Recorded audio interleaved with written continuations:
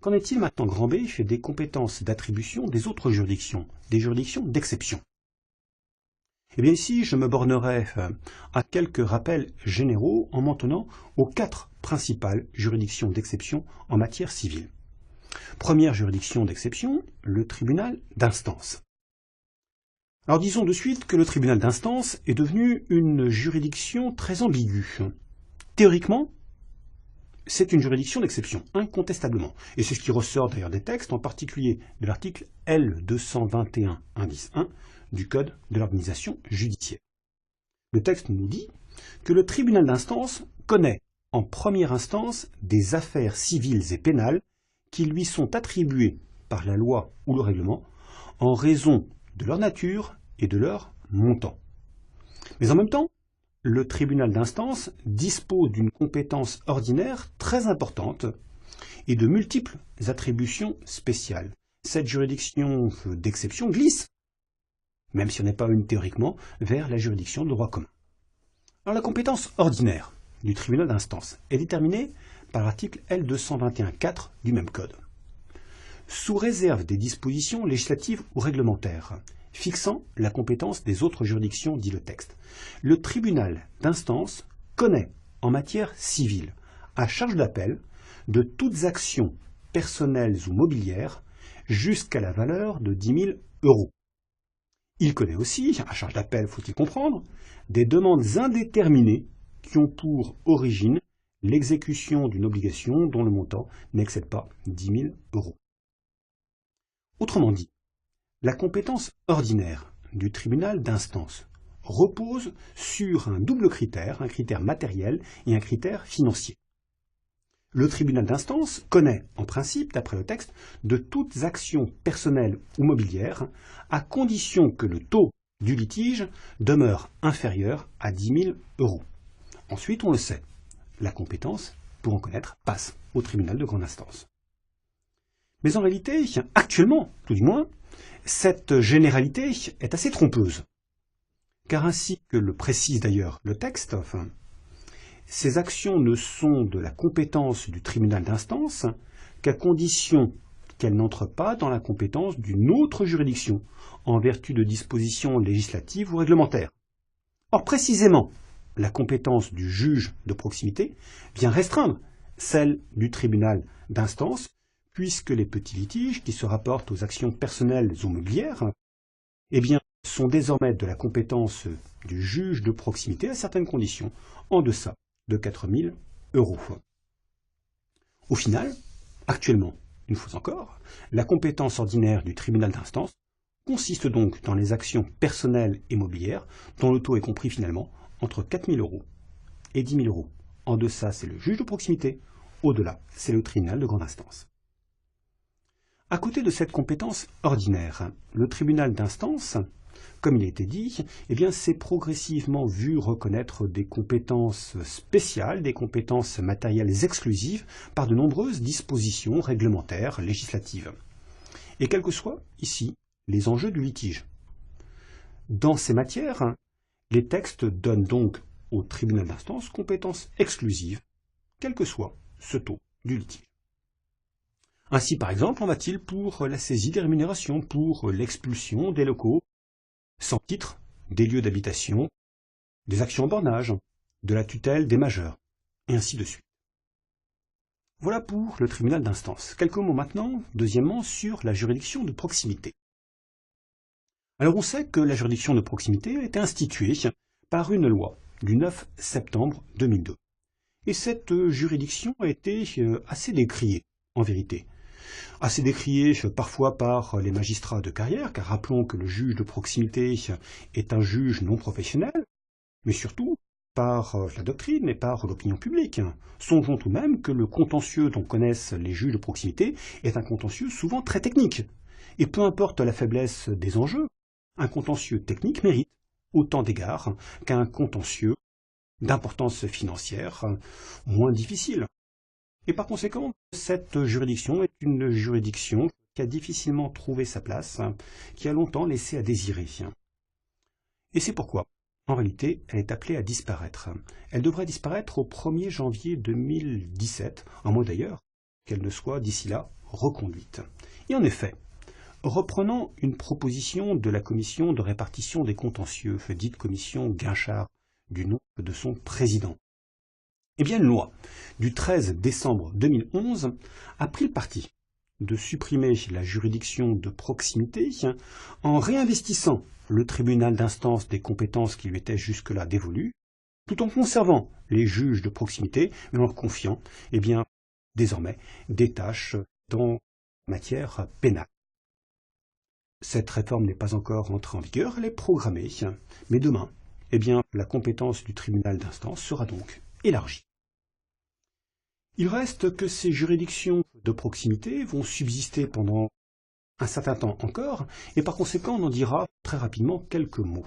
On dira quelques mots de leurs compétences actuelles. Pour l'essentiel, la compétence matérielle civile de la juridiction de proximité est fixée aujourd'hui par l'article L231-3 du Code de l'organisation judiciaire. Cette disposition indique que la juridiction de proximité connaît, en matière civile, sous réserve de dispositions législatives ou réglementaires fixant la compétence particulière d'autres juridictions, eh bien, des actions personnelles ou mobilières jusqu'à la valeur de 4 000 €.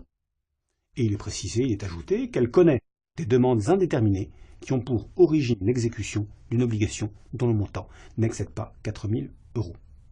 Remarquons que cette compétence jusqu'à 4 000 € est une compétence très importante. Initialement, elle avait été fixée à 1 500 €. Tribunal de commerce, ensuite, troisième juridiction. Le tribunal de commerce a pour fonction de juger en première instance les affaires commerciales. Sa compétence, on l'a dit, est fixée en raison de la nature des affaires. Il connaît précisément des litiges relatifs aux contestations entre commerçants ou entre associés de sociétés commerciales, des procédures de redressement et de liquidation judiciaire ouvertes contre des commerçants ou bien contre des artisans, et il connaît encore des litiges entre toutes personnes relatives aux actes de commerce.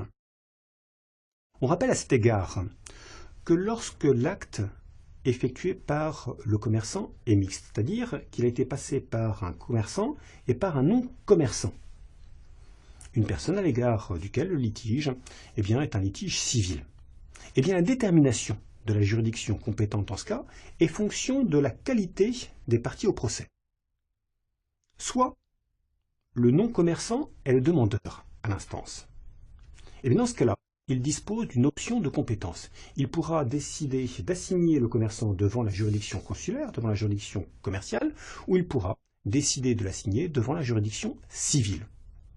En revanche, si c'est au contraire le commerçant qui est le demandeur à l'instance, eh bien lui n'a plus le choix.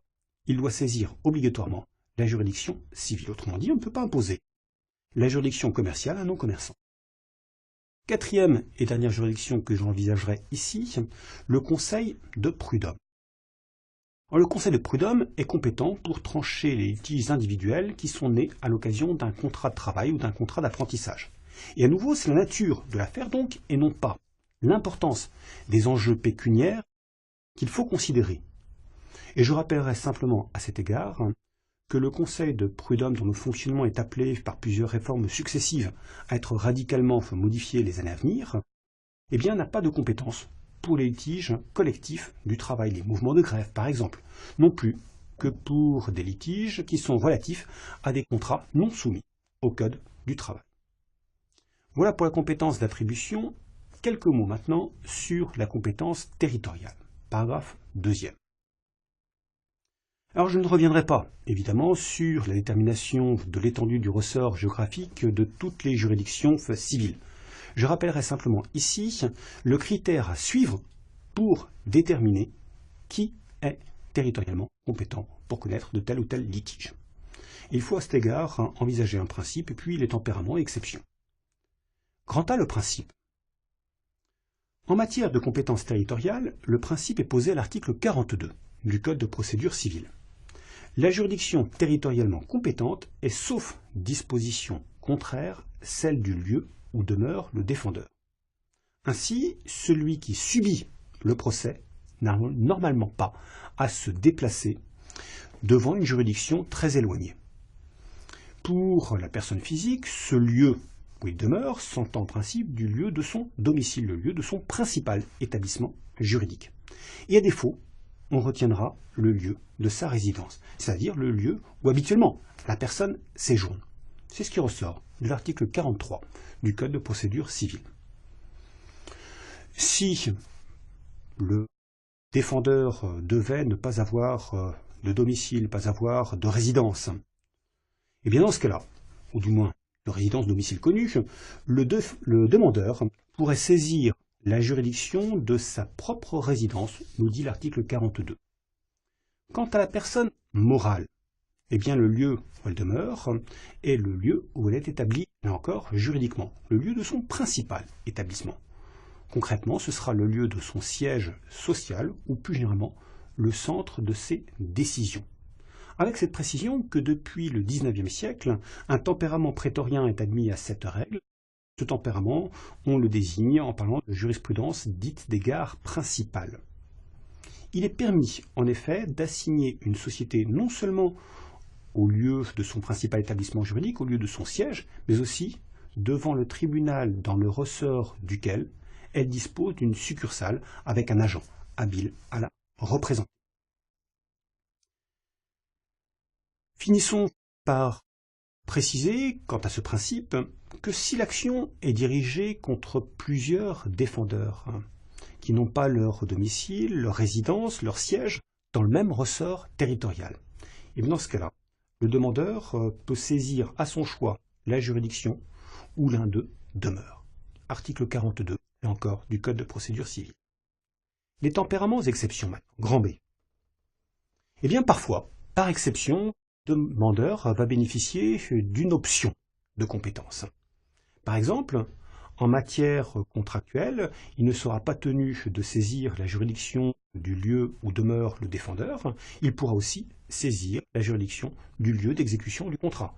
En matière délictuelle, il pourra également saisir la juridiction du lieu du fait dommageable ou du lieu dans lequel le dommage a été subi. En matière de créance alimentaire, pourra être saisie la juridiction du lieu où demeure le créancier.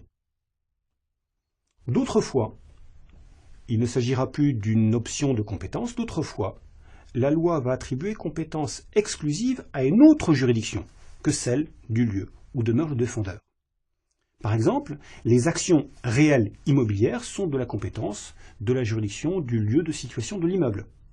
En matière successorale, la compétence juridictionnelle appartient au tribunal du lieu d'ouverture de la succession, c'est-à-dire du lieu du dernier domicile du défunt.